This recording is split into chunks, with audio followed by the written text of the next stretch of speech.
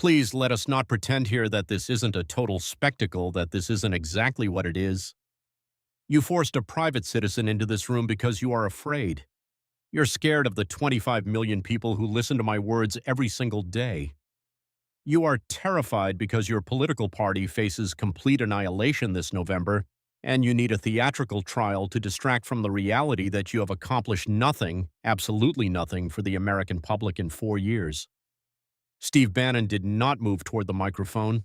There was no need for him to lean forward. His gravelly, persistent voice, pitched at the frequency of a man who had dedicated 4 hours daily to a podcast for 6 years, filled the hearing room the way cigarette smoke fills a tavern. One could not avoid inhaling his presence. He sat at the witness table in his signature style, 2 collared shirts layered, sleeves rolled to the elbows, a 5 o'clock shadow that remained the same at 9 in the morning as it did at midnight. He appeared less like a man facing congressional interrogation than a man holding court at his own table, daring anyone to take the check. Behind him, a lone attorney sat with the exhausted patience of someone who had given up trying to control his client approximately 3 years earlier. There were no staffers, no aides, no procession of officials present.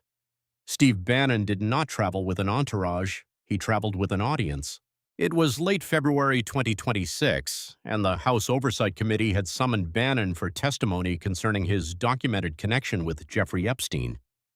Hundreds of text messages, emails, photographs, and 15 hours of video interviews had spilled into public view when the Department of Justice released 3.5 million pages of Epstein files in January and February. The documents revealed what Bannon's 25 million podcast listeners had never been told: that the man who had spent years calling Epstein the key that picks the lock and demanding the files be released had himself been one of Epstein's closest confidants in the final 18 months of the sexual predator's life.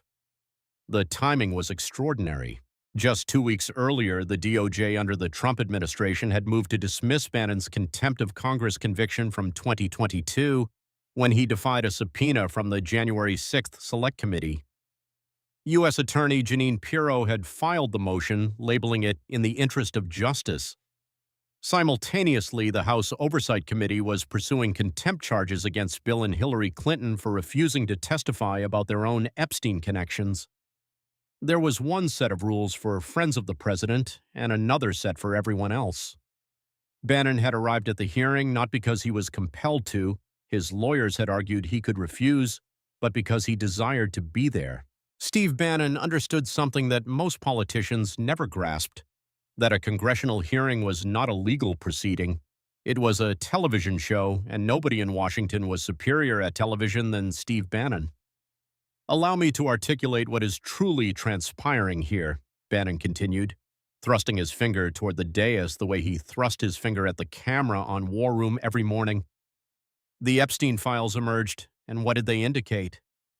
They indicated Bill Clinton, they indicated Prince Andrew, they indicated ambassadors and university presidents and hedge fund managers.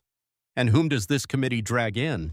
Me, the single individual who actually desired the files released, the single individual who has been vocal about this for years. He spread his hands wide, a gesture of theatrical bewilderment. You know why?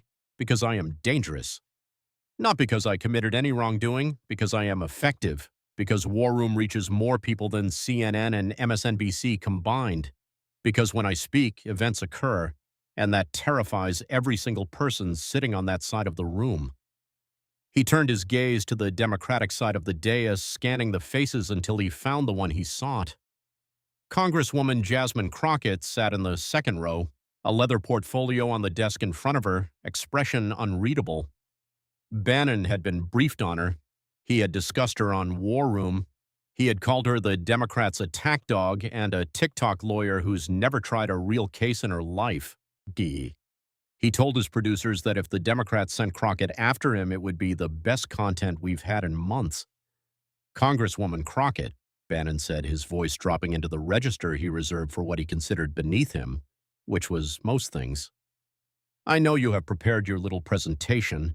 I have seen your clips. They are very entertaining, with big numbers on social media. He smiled, not warmly, but the way a poker player smiles when he thinks he holds the superior hand. But this is the major leagues, sweetheart. This isn't Dallas County Courthouse. This isn't some state rep hearing in Austin. You want to come at Steve Bannon, bring something real. The word sweetheart, suspended in the air like a slap, used on live television toward a sitting member of Congress in a federal hearing room. The Republican side of the dais went quiet, not with approval, but with the silence of people who just realized someone had pulled a pin from a grenade and was holding it with the casual confidence of a man who had forgotten grenades explode. Even Jordan, who had been nodding along with Bannon's rant, ceased nodding. The Democratic side erupted. 3 members were on their feet simultaneously.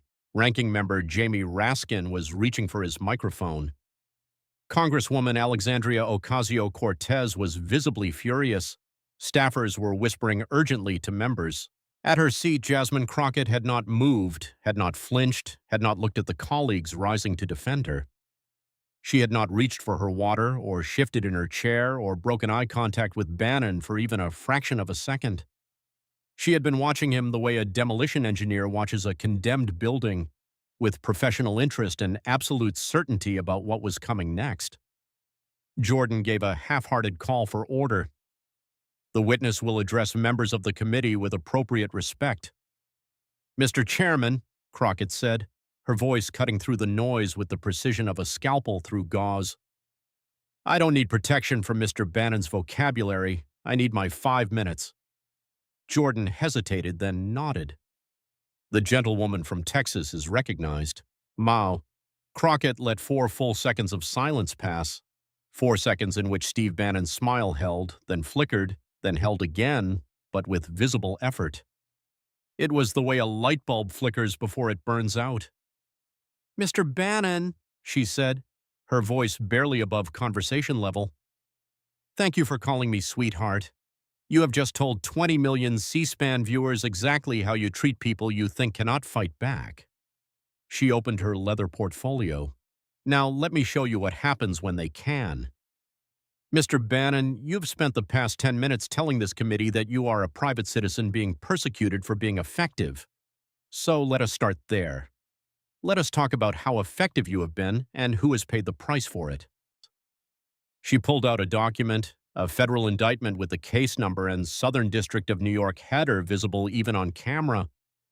In August 2020, you were arrested on a 150-foot yacht belonging to a Chinese billionaire fugitive and charged with conspiracy to commit wire fraud and money laundering.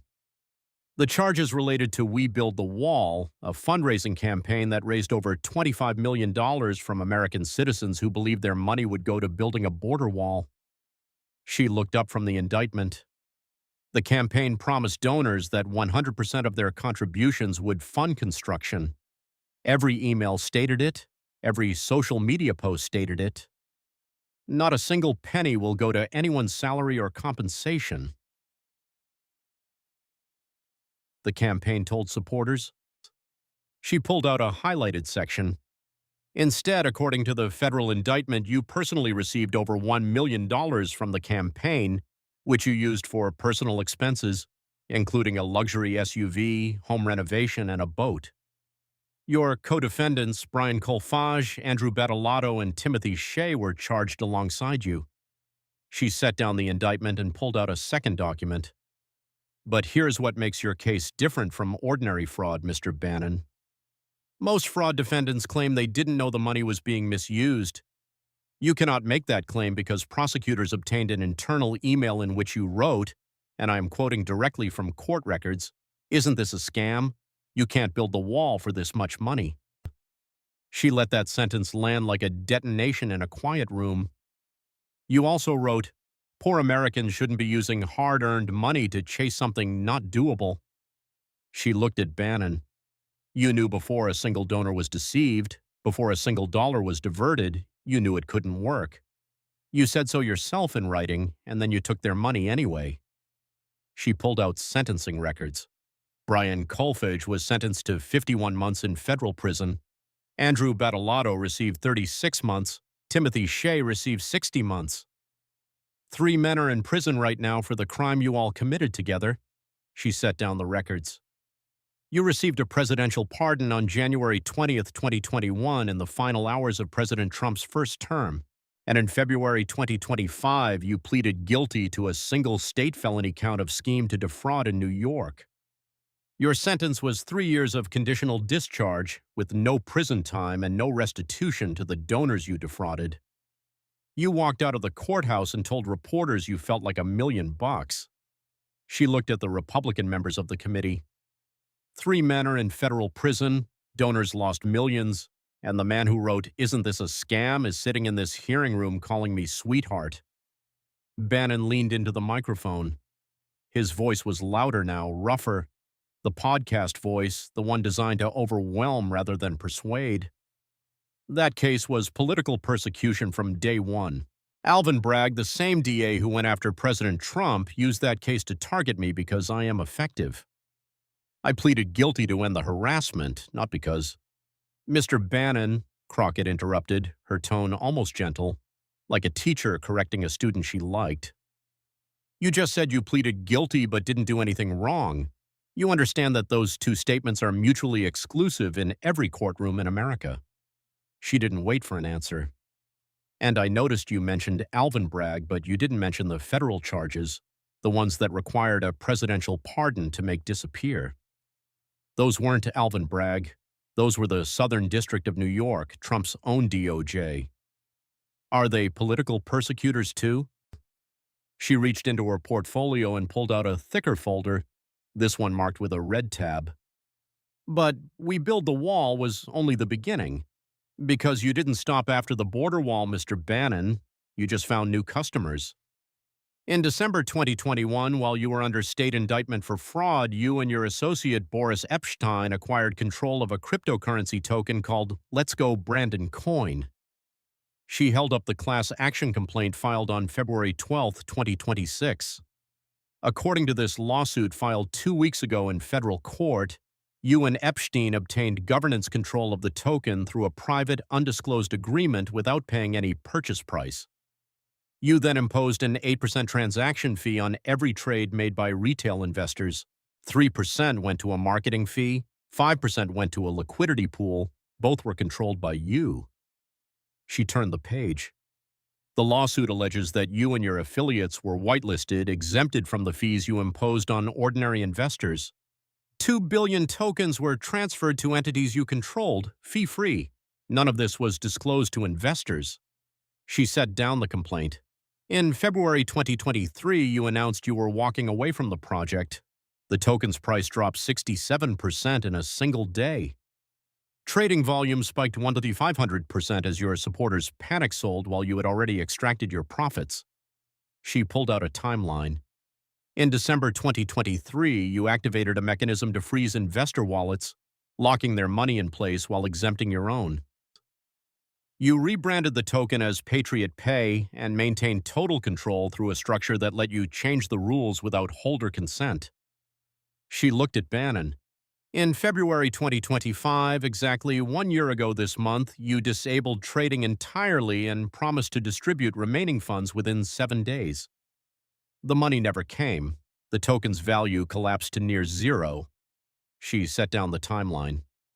Mr. Bannon, the people who bought this token weren't Wall Street traders. According to the complaint, you deliberately targeted a politically aligned and deeply loyal audience. Your audience, the 25 million people who trust you because you tell them every morning that you are fighting for them. Her voice dropped. You took their border wall money and then you took their crypto money. Same audience, same pitch, same result. The only thing that changed was the product. Bannon tried to interrupt. That lawsuit is— Mr. Bannon, would you like to tell this committee, under oath, that you received no financial benefit from the Let's Go Brandon token? Because if so, you are welcome to make that statement right now. Bannon's lawyer leaned in and whispered urgently to him. For the first time in the hearing, Bannon did not respond. He sat back in his chair, jaw working, eyes locked on Crockett with an intensity that had shifted from contempt to calculation. I'll take your silence as an answer, Crockett said. She set down the crypto documents and pulled out a new folder, this one thinner but somehow heavier in the way she held it. Mr. Bannon, I want to pause before we move to the next topic, because what I have just described, the border wall fraud and the cryptocurrency scheme, is not two separate incidents. It is a business model, and the business model has a very specific target audience. She looked at the gallery, the press rows, the public seating, and the cameras. The people who sent money for the border wall weren't hedge fund managers. They weren't tech investors. They were retirees on Social Security, veterans on disability, and factory workers who had lost their jobs and were angry about it. They sent $25, $50, $500, money they couldn't afford to lose because you told them you were building something for them. She turned to Bannon. And then, while you were under indictment for defrauding those same people, you launched a cryptocurrency token and you targeted the same audience.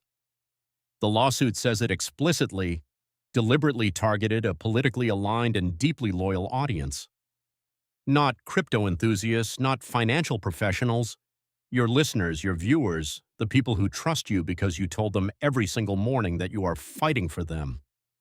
Her voice shifted, not louder, but somehow more personal.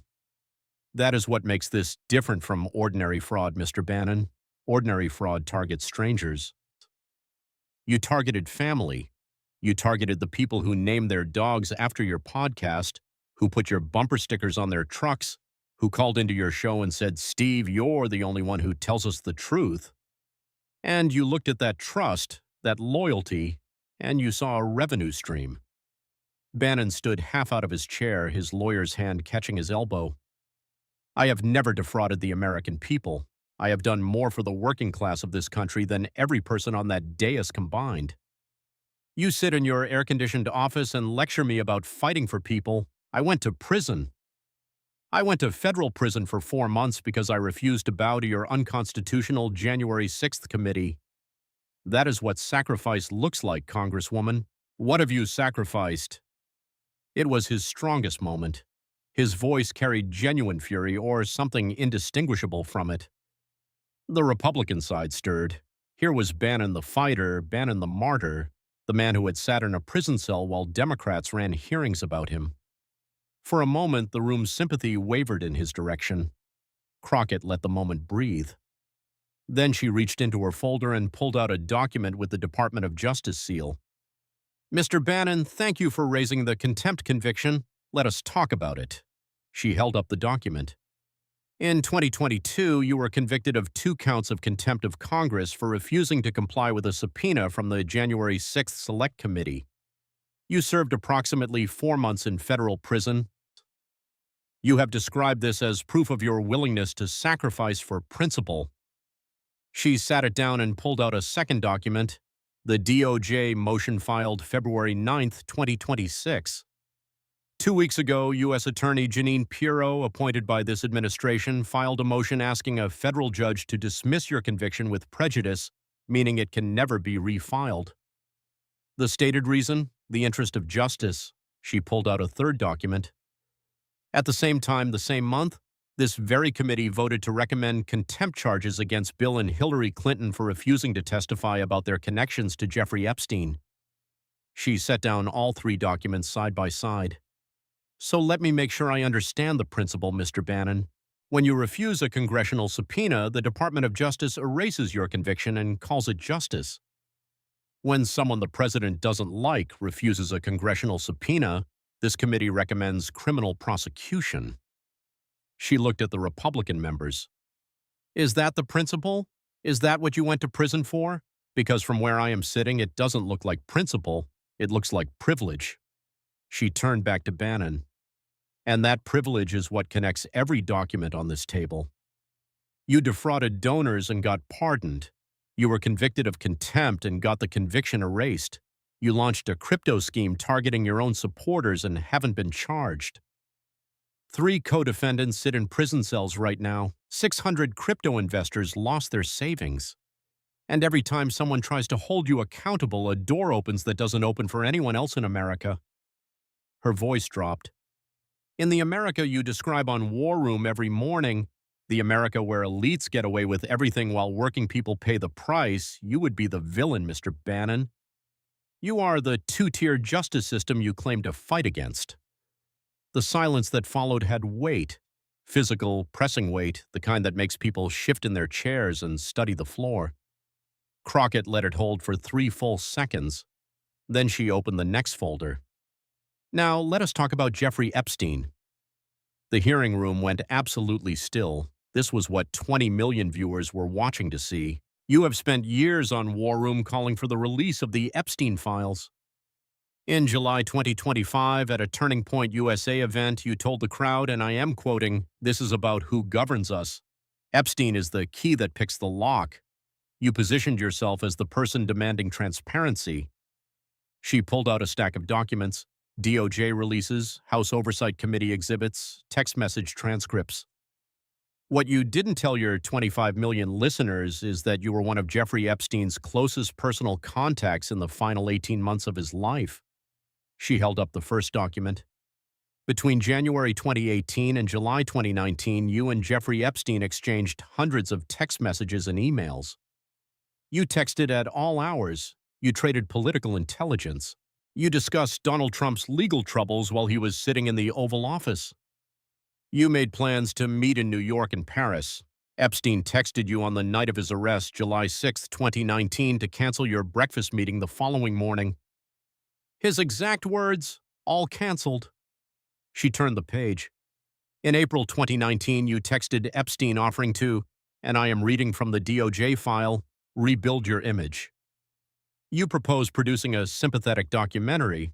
You recorded approximately 15 hours of video interviews with him.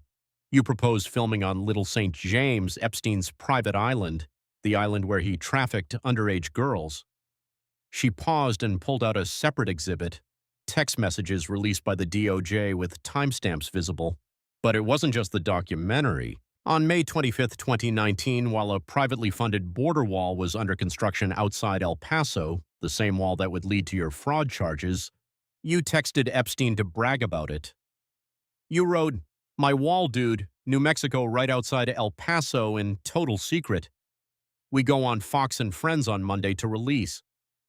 You also told Epstein you wanted to stay in the background, and I am quoting, "I also can't seem like I'm running Trump's nose in his own incompetence." She looked up from the texts. Mr. Bannon, you were sharing operational details of a border wall fundraising campaign, the same campaign you would later be charged with defrauding with a convicted sex offender. You were texting Jeffrey Epstein about the border wall the same way someone texts a business partner about a deal, because that is what he was to you, a business partner, a sounding board, a friend. She pulled out another exhibit, a photograph released by the House Oversight Committee in December 2025, showing Bannon and Epstein together. And this wasn't a distant relationship. Epstein's emails show he was making travel arrangements for you, chartering jets, booking hotels. He reserved a plane to fly you to the United Kingdom to speak at the Oxford Union. He funded your travel to Paris. He connected you with political figures across Europe for your nationalist populist movement. She set down the photograph. In the newly released video interview, approximately 2 hours of footage made public this month, you asked Epstein, "What are you, Class 3 sexual predator?" You knew exactly what he was. He answered you honestly about his attraction to young women, and you kept recording, you kept the friendship, you kept accepting the gifts. She pulled out another exhibit. Epstein also told you about a documentary project he wanted you to produce, one that would counter a Netflix documentary about his crimes.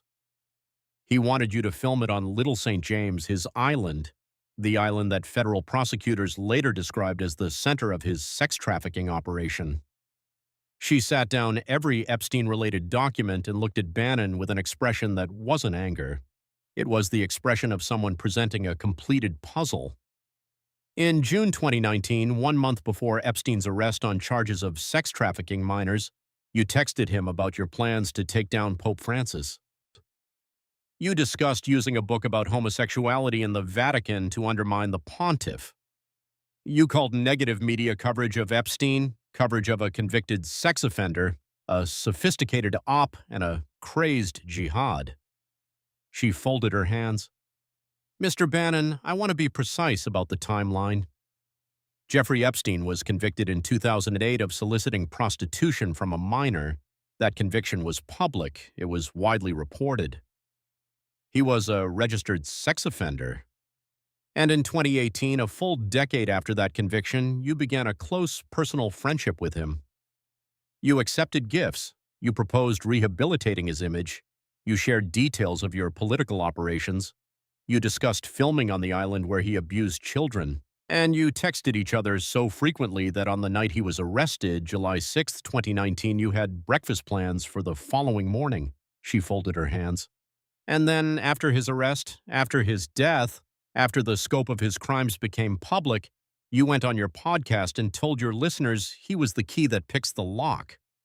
You demanded transparency. You played the crusader. She pulled out one final Epstein exhibit, emails about the Apple Watches. Oh, and one more thing.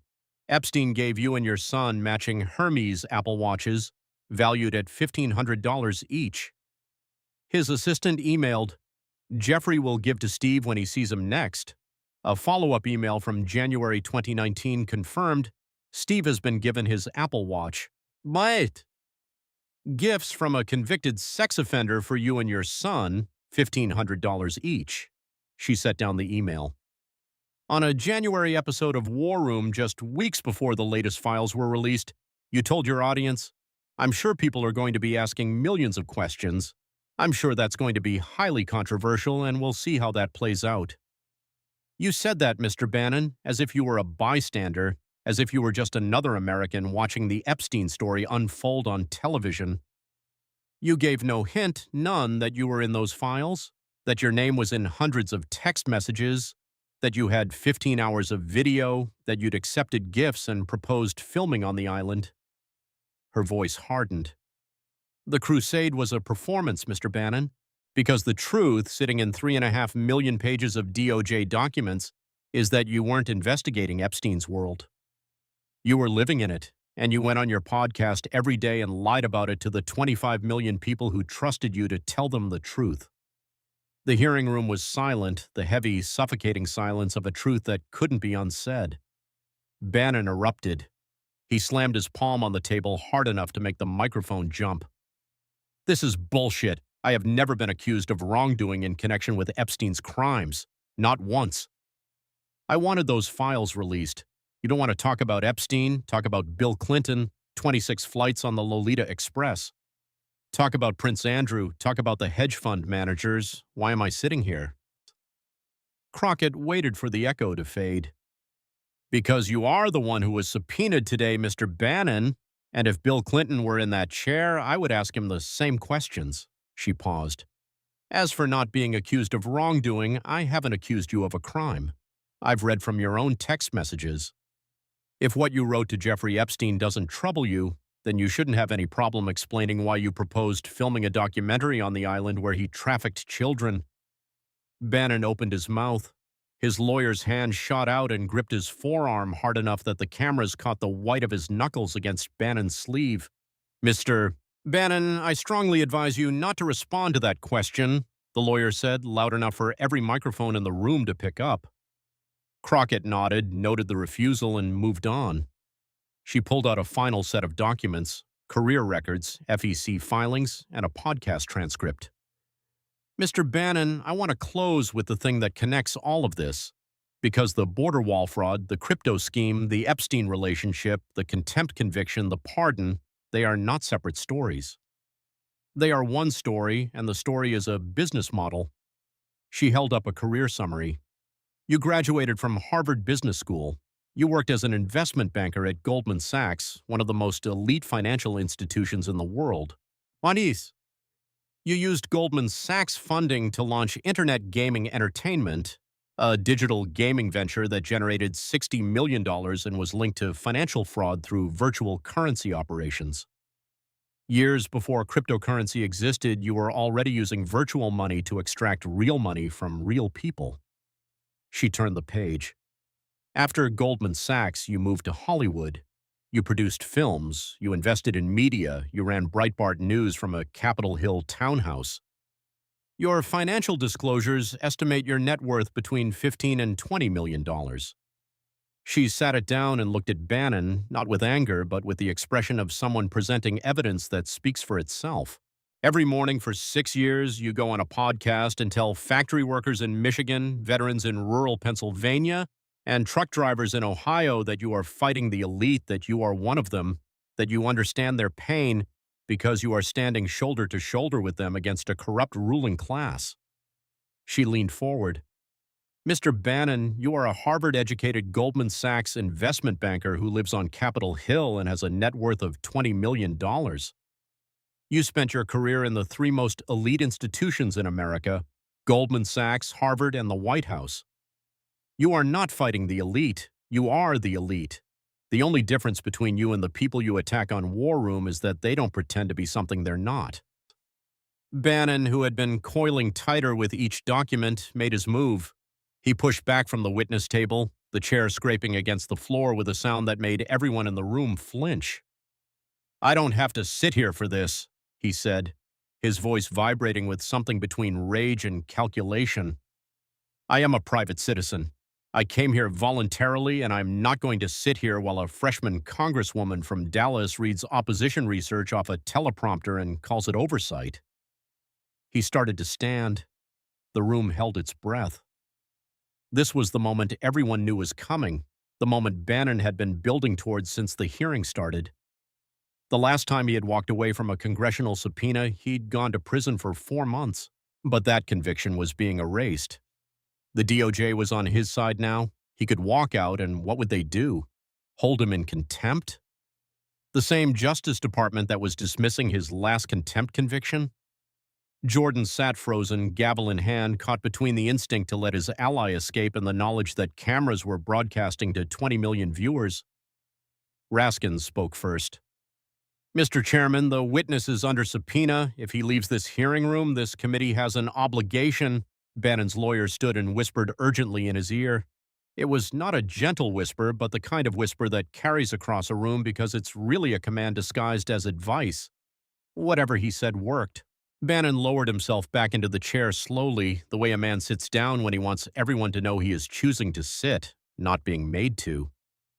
"I'm staying," Bannon said into the microphone, "because I have nothing to hide, unlike half the people on that dais." Crockett had watched the entire sequence without moving. Now she spoke, her voice carrying the quiet authority of someone who just learned everything she needed to know.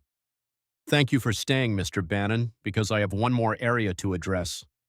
She pulled out the podcast transcript. "February 5th, 2026, 2 weeks ago on War Room, you told your listeners, and I am quoting directly, that ICE will surround the polls in the 2026 midterm elections." She let those words settle over the room. Federal immigration agents surrounding polling places during an American election. "You said this on a podcast that reaches 25 million people, many of whom live in communities with significant immigrant populations, citizens and non-citizens alike, who would hear that statement and understand it as a threat." She set down the transcript. "You said it from a studio in Washington, D.C., in a comfortable chair behind a microphone in total safety. And that is the pattern, isn't it, Mr. Bannon? You don't go to the polls. You don't stand in the communities you are threatening. You sit in a studio and tell other people to be afraid or to make other people afraid, and then you watch the ratings. Bye." She gathered every document, the federal indictment, the guilty plea, the crypto complaint, the Epstein texts, the Apple Watch emails, the Goldman Sachs records, the DOJ contempt dismissal, the podcast transcript, into a single precise stack. "Mr. Bannon, you called me sweetheart 15 minutes ago. You said this was the big leagues. You told me to bring something real." She gestured at the stack. "Every document in this pile was written, signed, or sent by you. Your emails, your texts, your guilty plea, your FEC filings. I didn't build this case, Mr. Bannon. You did, one grift at a time." She stood. "You have spent 6 years telling 25 million people that you are fighting for them, that you are the warrior, that everyone else is the elite, and you are the man of the people." Her voice dropped to the quiet register that by now every viewer had learned meant the most devastating thing was about to be said. But the evidence tells a different story. It tells the story of a man who found a group of Americans who were scared and angry and desperate for someone to trust, and he charged them for the privilege. Border wall donations, crypto tokens, podcast subscriptions, merchandise. Every fear became a product, every enemy became a fundraising campaign, and every supporter became a customer who didn't know they were being sold. She looked at Bannon one final time. His lawyer's hand was still on his arm. His face had settled into something gray and rigid. It was not the combative flush of the podcast warrior, but the pallor of a man who had been recognized publicly and permanently for exactly what he was. You are not a populist, Mr. Bannon. You are a con artist who uses populism as a business model, and the people you've conned are the ones who can least afford it. Veterans on disability, retirees on fixed incomes, workers who sent you $25 because you told them it would build a wall you knew couldn't be built. She closed her portfolio. They deserved better, and you knew it because you wrote it yourself. Poor Americans shouldn't be using hard-earned money to chase something not doable. She sat down. I yielded back. Mr. Chairman! Jordan gavelled for recess so fast the sound was still echoing when the room erupted. Bannon stood from the witness table before the gavel finished falling, not to leave, but because sitting still had become physically impossible. His lawyer was pulling at his arm, guiding him toward the exit. Bannon was pointing at the dais, his mouth moving, saying something the microphones didn't catch, but that lip readers would later transcribe as, "This isn't over." It was over. The video hit 75 million views in 36 hours, the fastest-spreading congressional hearing clip in American history. Two moments defined it. The first was "Sweetheart" and Crockett's response. Within hours, the hashtag #Don'tCallMeSweetheart was trending in 43 countries. Women in politics, law, medicine, and business posted videos describing the last time someone called them sweetheart in a professional setting. It became the year's defining moment, not because Crockett had been victimized by the word, but because she had disarmed it, turned it from an insult into evidence of exactly the condescension she was about to dismantle. The second was Bannon's lawyer grabbing his arm during the Epstein exchange and saying loud enough for every microphone to hear, "I strongly advise you not to respond." It was the Bannon version of Patel's counsel standing up, the moment when the person paid to protect you tells the world through a single gesture that the ground beneath you has given way. The MAGA base fractured, not cleanly. Nothing in that world broke cleanly, but visibly, painfully, publicly. On War Room's own forums, comments split between defenders calling it a deep state setup and supporters who had lost money posting screenshots of frozen crypto wallets and unanswered refund requests. "I gave this man $500 for the border wall," one user wrote. He called it a scam in his own email. His email, not CNN, not MSNBC, his email. The Epstein revelations hit differently than the fraud evidence. The fraud could be rationalized. Bannon's defenders could call it political persecution, the way they had been trained to dismiss every legal action against every MAGA figure. But the Epstein texts were harder to explain away. The MAGA movement had spent years building its identity around the Epstein conspiracy, the belief that a network of elite pedophiles controlled world governments and that only Donald Trump and his allies would expose them. It was the foundation of QAnon, the animating energy behind Save the Children rallies, the moral core of the movement's self-image. And now the DOJ's own files showed that the movement's chief propagandist, the man who had led the demand for Epstein transparency, had been texting Epstein every day, accepting gifts, proposing documentaries to rehabilitate his image, and sharing details about the border wall operation that would later become a federal fraud case. The cognitive dissonance was severe enough that several prominent MAGA influencers simply stopped talking about Epstein entirely. Others tried to thread the needle. Bannon was investigating Epstein from the inside. But the Apple Watch emails and the documentary proposal made that theory difficult to sustain. Elon Musk, who had been feuding with Bannon for months and who had his own Epstein connections to manage, shared the hearing clip on X within 3 hours, writing a single word: evil.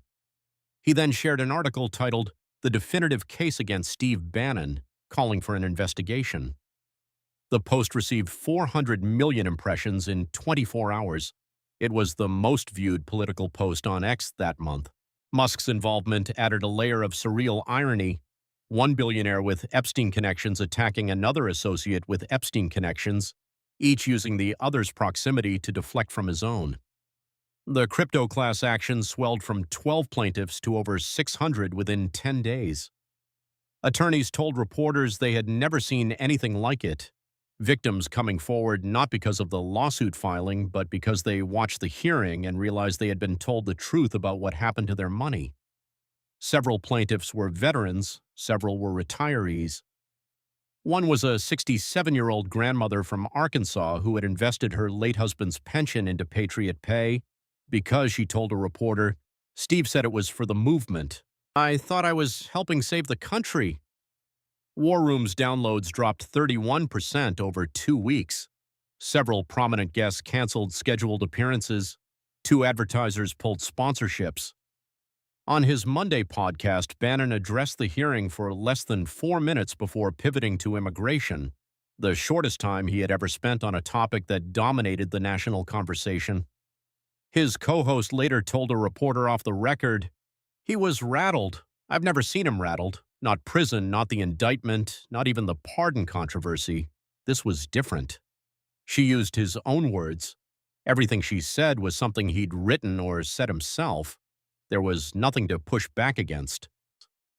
The DOJ's motion to dismiss Bannon's contempt conviction continued through the courts, but the hearing had reframed the public conversation around it.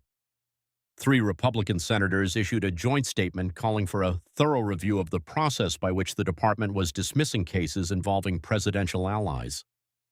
One of them told a reporter, "Pardons are one thing, the president has that power, but systematically erasing convictions for people who defrauded veterans, that's a different conversation, and it's one we need to have." Axios reported, citing 3 sources, that Bannon had been quietly making moves toward a 2028 presidential run. After the hearing, those moves became significantly louder, not because Bannon was advancing, but because the people he had been courting were suddenly returning his calls with less enthusiasm. One Republican fundraiser told Politico, "Steve's always been a liability wrapped in a strategy. After the hearing, the strategy disappeared. All that's left is the liability." 5 weeks after the hearing, a man was waiting on a bench outside the Rayburn House office building when Crockett walked out into the late March afternoon. He was in his 60s, wearing a VFW cap and a jacket with a 1st Infantry Division patch. His hands were folded over a manila envelope on his knees. "Congresswoman," he said, standing slowly, the way men stand when their knees have been carrying old injuries for decades. "Yes, sir?" "My name is Dale Wazenjak. I served 2 tours in Iraq, came home to a town in Pennsylvania that doesn't exist anymore. Mill closed, hospital closed, half the houses boarded up." He looked at the envelope in his hands, the way men look at things that represent something larger than what they are. "When I came home from my 2nd tour, I had shrapnel in my left knee and a VA rating that took 14 months to process. By the time the checks started coming, my wife had left. I was living in a single-wide outside Johnstown, watching the rest of the town empty out around me." He shifted his weight, a small movement that revealed the knee injury as clearly as any medical record. "I started listening to War Room because it was on at 5 in the morning and I couldn't sleep. Bannon talked about people like me, factory towns, veterans, people the system forgot. And I thought, finally, someone who gets it. Someone who's talking about us like we matter." He opened the envelope. "When he started the wall campaign, I sent $500, my disability check for the month. I ate ramen for 3 weeks, didn't care. He said every penny would go to the wall. He said it was people like me, veterans, working people, who were going to save this country because the politicians wouldn't." He pulled out the printed email. "Then I saw the hearing. I saw you read his email on television. Isn't this a scam? Poor Americans shouldn't be using hard-earned money to chase something not doable." He held the paper steady, but his jaw tightened.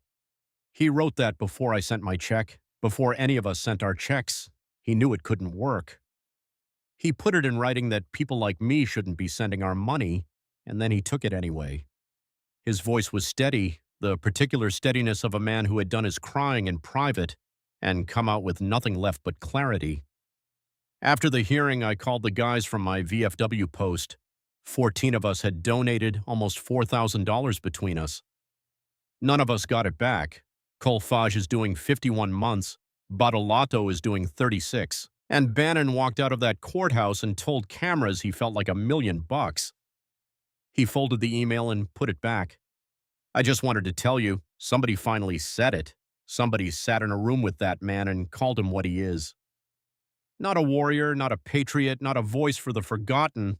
A con man. A con man who looked at people like me, people who ate ramen so they could send him $500 and saw customers. Crockett took his hand.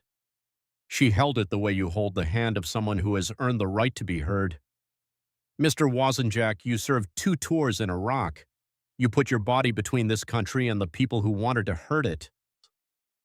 The fact that someone exploited your patriotism, your trust, your willingness to sacrifice, that is not a failure on your part. You didn't fail. Every system that was supposed to protect you from this kind of person failed you. The system wasn't broke, Wozenjak said with the quiet finality of a man who had stopped waiting for systems to work. The system pardoned him. He turned and walked toward the metro, his VFW cap visible above the crowd until the crowd absorbed him. One more veteran disappearing into a city that would forget about him by tomorrow. Crockett stood on the steps for a long time. The Capitol dome was sharp against the clear sky. Her phone buzzed. It was a text from a colleague. War room ratings still dropping, crypto lawsuit growing. He's wounded. Not finished, but wounded. She put the phone away, wounded. That was the most oversight could do to someone like Bannon. Not stop him, not undo the damage, not refund the donations or unfreeze the wallets or unsend the text to a dead sex trafficker, just wound him, make the grift slightly more expensive.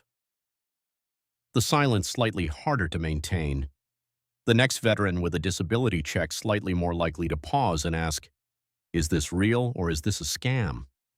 Sometimes that pause was enough, sometimes it wasn't. But the work of creating that pause, the reading, the cross-referencing, the document pulling, the 5-minute windows in which everything had to land with precision, was the only thing standing between the grifters and the people they fed on. It wasn't justice. Justice would be refunding every dollar, prosecuting every fraud, and making sure that no one who wrote "Isn't this a scam?" in their own email could ever hold a microphone again. This wasn't justice. It was oversight. And oversight was slower, quieter, and less satisfying than justice. But it was what she had, and she was going to use every second of it. Crockett walked back inside. There was a new folder on her desk, thick, tabbed, color-coded. The cover page read, Department of the Interior Federal Land Leasing Review. She sat down, opened it, and picked up her pen. The grifters never stopped. The con men never ran out of products. The audiences never completely learned to recognize the pitch. And so the work never stopped either. Someone had to do it.